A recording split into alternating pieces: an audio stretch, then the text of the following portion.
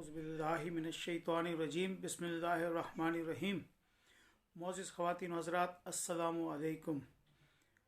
मोअज़्ज़िज़ ख़वातीन हज़रात, सबसे पहले आप सबसे दरख्वास्त है, जिन दोस्तों ने अब तक चैनल को सब्सक्राइब नहीं किया है तो बराए मेहरबानी सब्सक्राइब कर दें और बेल आइकॉन को पुश कर दें ताकि आपको आइंदा भी इसी तरह के नोटिफिकेशन मिलते रहें और हम मज़ीद आपको आगाह करते रहें पाकिस्तान के मौजूदा हालात के ऊपर, जो हम रोज़ाना आपके साथ बात करते हैं और आपको जो इन ख़बरों से मुतल्ला करते हैं, तो वो हमारा सिलसिला जारी रहे। ख़वातीन हज़रात, जैसा कि आप जानते हैं कि आज 13 दिसंबर को पाकिस्तान डेमोक्रेटिक मूवमेंट PDM का एक बहुत बड़ा जलसा लाहौर में मुनक़िद किया गया।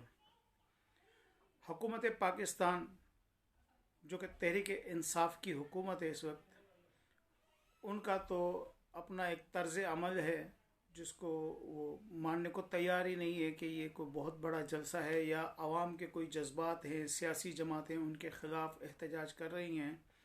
बज़ाहिर वो जैसे कि डोनाल्ड ट्रंप जब इलेक्शन हो रहे थे तो वो उस वक्त जिस दिन पोलिंग हो रही थी तो वो लोगों को अपनी फ्रस्ट्रेशन छुपाने के लिए वो उस दिन गोल्फ खेल रहे थे साहब। तो हमारे वज़ीर आज़म इमरान खान साहब आज अपनी फ्रस्ट्रेशन को और अपनी जो है घबराहट को छुपाने के लिए आज अपने बनी गाला के महल के सहन में लॉन में वो आज कुत्तों के साथ खेल रहे थे जो उनके अपने पाले हुए हैं। मैं उनकी बात नहीं कर रहा हूँ, खुदा न खास्ता जो लोग रोज़ाना आकर दूसरों के ऊपर कीचड़ उछालते हैं या जिसको गलत अल्फाज इस्तेमाल किया जाए कि जी छोड़ दिया गया है कि वो 50 तर्जुमान के नाम पर, ये उनका काम है कि वो हुकूमत को डिफेंड करना, और वो डिफेंड करते हैं। बल्कि आज तो जो है वो जो नए जो खिलाड़ी हमारे मैदान में उतरे हैं, शेख रशीद साहब, उन्होंने बड़ा ही मज़ा खेज़ अंदाज में एक बयान जारी किया है कि आज लाहौर में जो जलसा हुआ मीनार पाकिस्तान में, तो वहाँ 3 या 4 हज़ार लोग थे। शेख रशीद साहब, क्या कहने हैं आपके? 3 या 4 हज़ार अफराद जिनको आप कहते हैं, आपको पता है कि मीनार पाकिस्तान इतना बड़ा ग्राउंड है कि वहाँ वैसे ही आज इतवार का दिन है, इतने लोग तो वैसे ही घूमने के उसको देखने के लिए आ जाते हैं। तो बराए मेहरबानी आप वज़ीर आज़म साहब को धोखा न दें, क्योंकि आप ही तो उन्हीं की आँख और कान है ना। अगर वज़ीर और मुशीर वज़ीर आज़म को गलत खबरें देंगे तो वो सही बात उनको पता कैसे चलेगी, उनको कौन जाकर बताएगा? और फिर वो इस मुल्क के वज़ीर आज़म है तो वो इस मुल्क की बका के लिए और यहाँ की अमन व सलामती के मुतालिक जो उनको फैसले करने हैं वो तो उसी बुनियाद पर लेंगे ना जो इनको खबरें पहुँचाई जाएंगी। लेकिन अजब बात है कि आप लोग जो है वो अपनी जो नालायकी को छुपाने के लिए वज़ीर आज़म को गलत इत्तलात फराहम करते हैं। पेट्रोलियम के हवाले से तो आपके सामने शाहज़ेब खानज़ादा साहब ने अपने प्रोग्राम में बार बार बता दिया गया है कि वो गैस के हवाले से वज़ीर आज़म को जो भी खबरें हैं वो मिसगाइड करते हैं, झूठी खबरें देते हैं, झूठे आदादो शुमार देते हैं। इसी तरह फूड सिक्योरिटी के मिनिस्टर ने वो जो चीनी और आटे के स्टॉक के हवाले से वज़ीर आज़म को गलत खबरें दी। उनके दिए हुए हुक्म को जो उन्होंने अप्रैल में कहा था कि गंदम दरामद कर ली जाए, उन्होंने वो नहीं की और वज़ीर आज़म को गलत खबरें देते रहे कि जी स्टॉक मौजूद है, ज़रूरत नहीं है, ज़रूरत का सामान सारा हमारे पास मौजूद है। और फिर एक बहरानी कैफियत हमने देखी। कल भी मैंने अपने व्लॉग में कहा था कि वज़ीर आज़म जो अपनी मुआशी टीम को मुबारकबादें दे रहे हैं कि चीनी के रेट कम हो गए हैं, तो जनाब आली चीनी के रेट कम नहीं हुए हैं। ये जो 63 रुपये जिसका सरकारी दाम होना चाहिए और जो मियाँ नवाज शरीफ साहब की साबका हुकूमत में इसका दाम 53 रुपये था, अब ये इसकी कीमत क्या भी है। और आवाम को असल में देखने का होता है कि कितने की मिलती है। आवाम को 53 रुपये 54 रुपये किलो मिला करती थी। वो चीनी के दाम आपके अपने दोस्तों ने उसको मुनाफा कमाने के लिए चीनी के दाम बढ़ाकर उसको 110 और 115 रुपये तक कर दिया था। जब आवाम और उनके नुमाइंदगान जो सियासी जमातों के सरबराहान हैं और उनके MNA MP हैं, उन्होंने चीखो पुकार शुरू की, उसके नतीजे में आपने इसको एक इम्पोर्ट किया है चीनी को। खान साहब आपकी हुकूमत ने इसको इंपोर्ट किया है और उस पर बहुत बड़ा सरमाया हमारा खर्च हुआ है, तब कहीं जाकर चीनी की कीमतें कम हुई हैं, मुस्तहकम मार्केट में अभी भी नहीं है। इस वक्त भी इसका रेट 85 रुपये किलो है। उसका दाम वैसे 53 रुपये हुआ करता था और सरकारी तौर पर उसका दाम 63 रुपये है। तो अभी भी आपकी टीम को मुबारकबाद देने की कोई पोजीशन नहीं है। चलिए जी, ये तो हमारा रोज़ का रोना हो गया। हम तो रोते रहेंगे क्योंकि हमारा कोई पुरसान हाल इस वक्त तो नहीं है। जो हमारे असली नुमाइंदे हैं जो इस सिलसिले में बात कर रहे हैं वो मीनार पाकिस्तान पर जमा होकर आपको ललकार रहे हैं।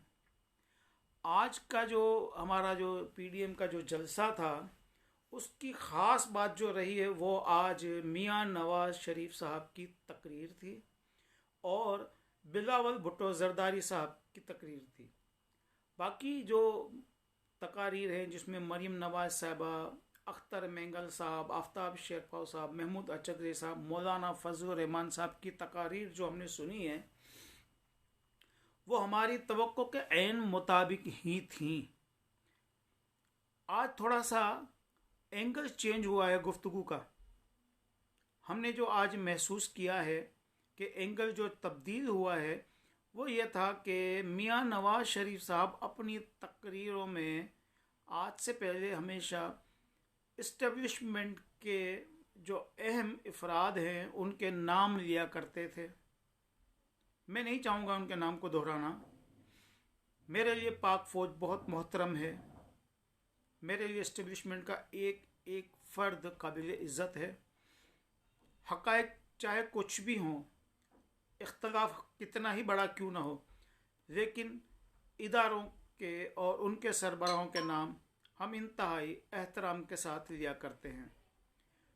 इसी तरह आज बिलावल भुट्टो जरदारी साहब ने खिलाफ तवक्का, मेरी तवक्को के खिलाफ, जो मैं इनका पीपल्स पार्टी को मैं देखता हूँ और उनकी पॉलिसीज़ को देखता हूँ, आज भी बिलावल भुट्टो जरदारी साहब ने वाज़े तौर पर ये पैगाम दे दिया कि अब हमारा इस्टेब्लिशमेंट के साथ किसी भी तरह का कोई राब्ता न है और न होगा।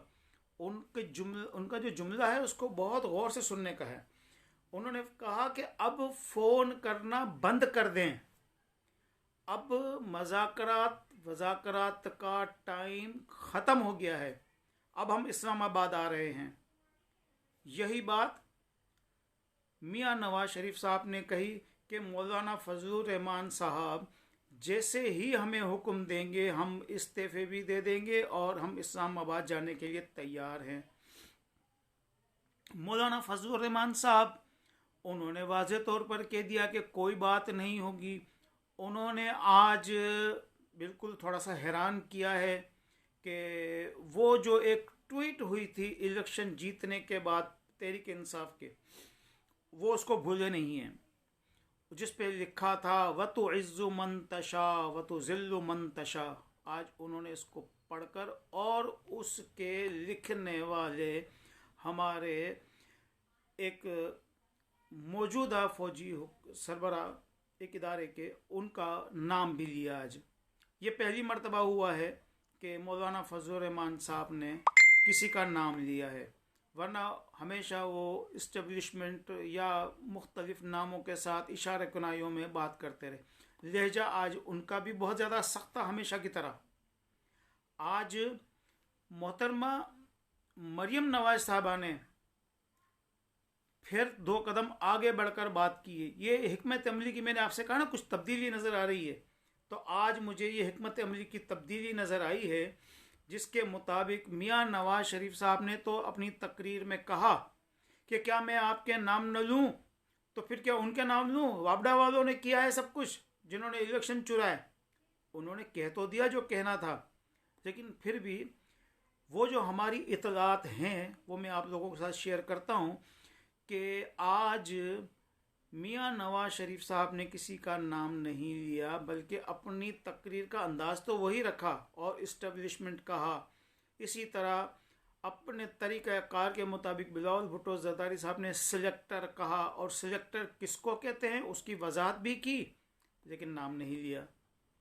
लेकिन मियाँ हमारी मरीम नवाज साहिबा ने अहमद शुजा पाशा साहब का नाम भी लिया कि ये जो पिछली मरतबा जो यहाँ पर जो जलसा हुआ था 2011 में, वो किसने बयान किया था, किसने तहरीक इंसाफ को मदद की, वो जनरल ज़हीरुल इस्लाम साहब का नाम भी लिया उन्होंने।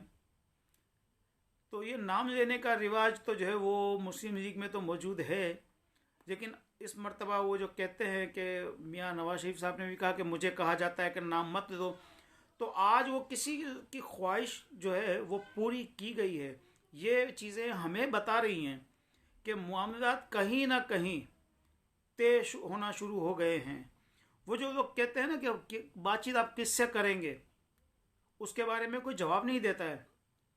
तो मैं आपको ये बताना चाहता हूँ मोअज़्ज़िज़ ख़वातीन हज़रात कि जिन लोगों को बात करनी होती है और जो लोग बात करते हैं और कर रहे हैं, हमेशा वही लोग बात करते हैं।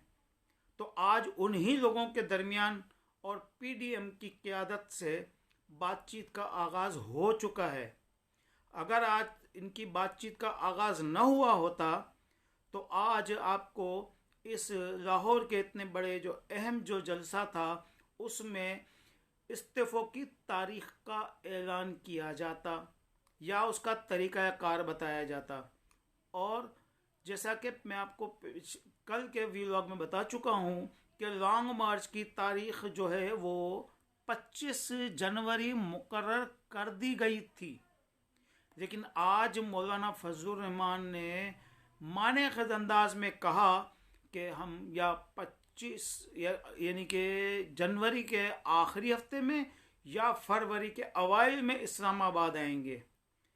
ये जो इतना जो टाइम है ये इसी बात के लिए लिया जा रहा है कि इस दौरान जो मुज़ाकरात जो अब शुरू हो गए हैं उसको माने खेज़ बनाना है।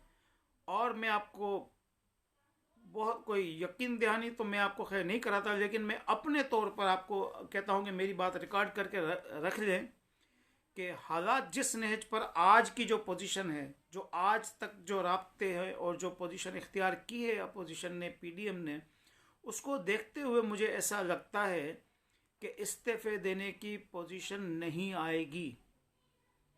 ये लॉन्ग मार्च ज़रूर होगा।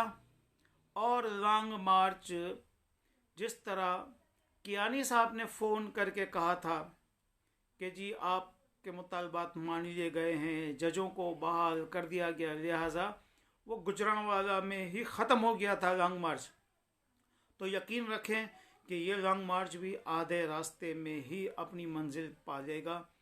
लेकिन देर इसलिए हो रही है कि मामलात को तय करना है, वो लकीरें लगानी है कि आप की हद यहाँ शुरू होती है, हमारी हद यहाँ ख़त्म होती है, हमारे ज़िम्मे ये काम होंगे और आपके ज़िम्मे वो काम होंगे।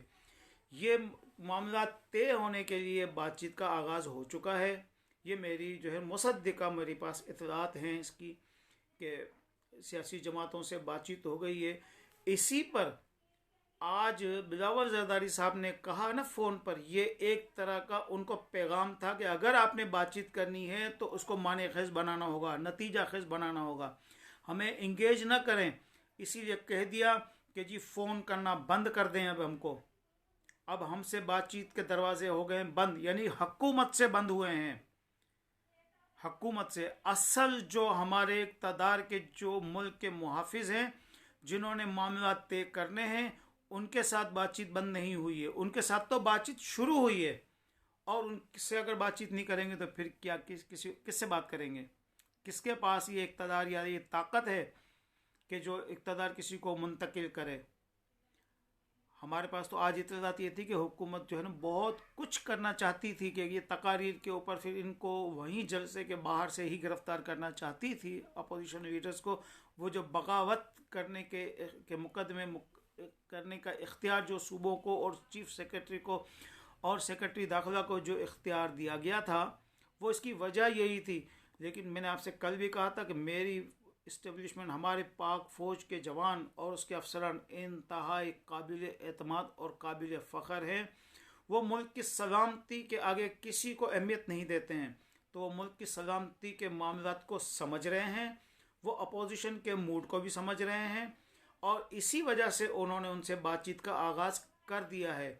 और मैं बहुत पुरुम्मीद हूँ अल्लाह की ज़ात से और हमारे हुक्मरान और हमारे जो है ये अपोजिशन के रहनुमाओं की फ़हम व फरासत से मुझे यकीन है कि ये जो बहरान इस वक्त हमें नज़र आ रहा है बिल आखिर वो खूबसूरती के साथ, अमन व आशती के साथ पाया तकमील तक पहुँचेगा। और आज की अपनी वीडियो को मैं इसी बात पर, इसी उम्मीद पर ख़त्म करता हूँ कि जो मुज़ाकरात जो शुरू हुए हैं असल हुक्मरानों के साथ, अपोजिशन जमातों के, वो इंशाल्लाह नतीजा खेज़ और पाकिस्तान के लिए खुशगवार मुस्तकबिल को लेकर आएंगे और उसका नतीजा हम सब के लिए बहुत अच्छा होगा। इजाज़त दीजिए। अल्लाह हाफ़िज़। अस्सलाम वालेकुम।